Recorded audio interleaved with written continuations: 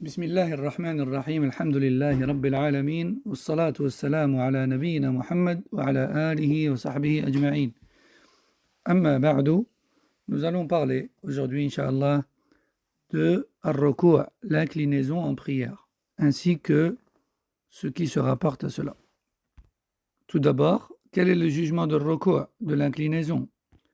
L'inclinaison est une obligation et même un pilier parmi les piliers de la prière.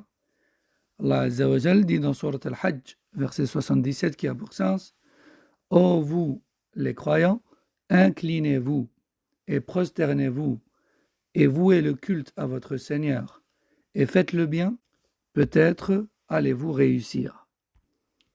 Et d'après Abu Huraira radiallahu anhu, le prophète sallallahu alayhi wa sallam a repris à plusieurs reprises une personne qui avait mal accompli sa salat dans le masjid, suite à quoi il lui a enseigné la bonne manière de prier, en insistant sur les principales choses sans lesquelles la prière est invalide, c'est-à-dire les piliers.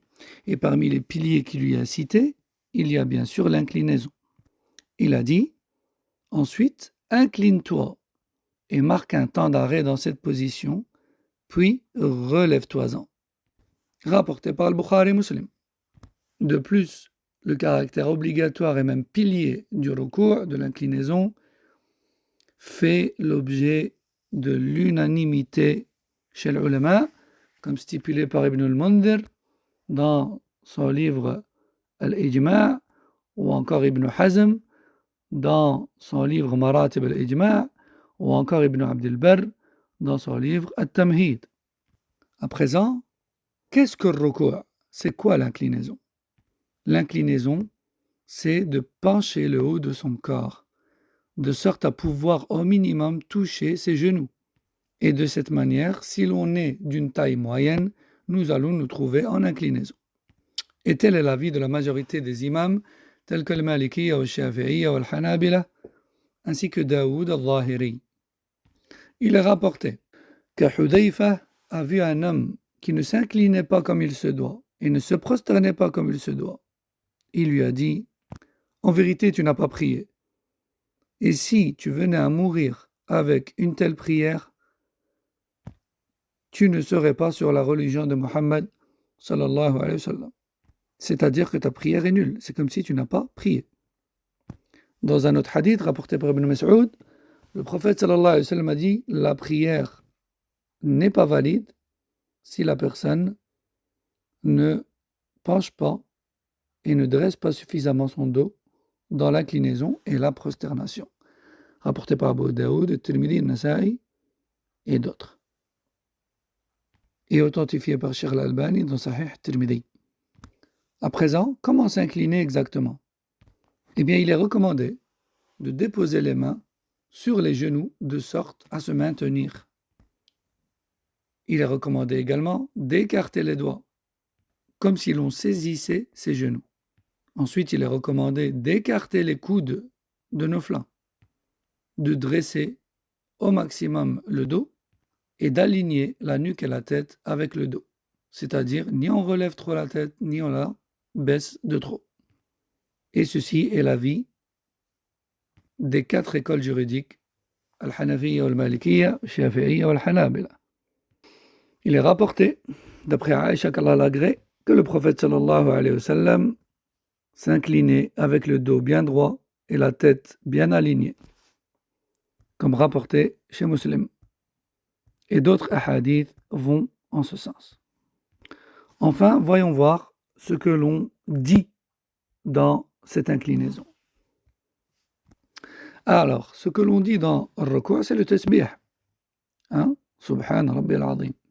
Il faut savoir que les savants ont divergé sur le jugement de ce tasbih, dans l'inclinaison et dans la prosternation aussi. Un premier avis dit que le tasbih est une obligation, wajib. Et tel est l'avis de l'Hanabila et de al-Zahiriyya, et même un groupe de Ahl al-Hadith, comme stipulé par l'imam al-Nawawi et l'imam Shawkani. C'était également l'avis de Daoud al-Zahiri, et c'était l'avis de Cheikh al-Islam ibn Taymiyyah, ainsi que al-San'ani. Et à notre époque, c'est l'avis de Cheikh Ibn Baz ibn Uthaymi. Donc le tasbih est un wajib, une obligation, dans al-ruku' wa al-sujud. Deuxième avis dit que le tasbih n'est pas une obligation, mais plutôt une recommandation. Et tel était l'avis de la majorité des imams, avec parmi eux al-Hanafiyya, al-Malikiyya, al-Shafi'iyya, et c'est l'avis de la majorité des jurisconsultes. Comme stipulé par l'imam al-Qurtubi dans son tafsir, ou encore l'imam al-Nawawi dans son sharh de Sahih Muslim, et comme stipulé également par Ibn Qudama al-Maqdisi dans son livre Al-Mughni. Et pour terminer, voici quelques formules rapportées dans Al-Ruku'. Subhana Rabbi al-Azim. Ou encore Subbuhun Quddusun Rabbul Malaikati wal Ruh. Ou encore Subhanaka Allahumma Rabbana wa bihamdik Allahumma ghfirli.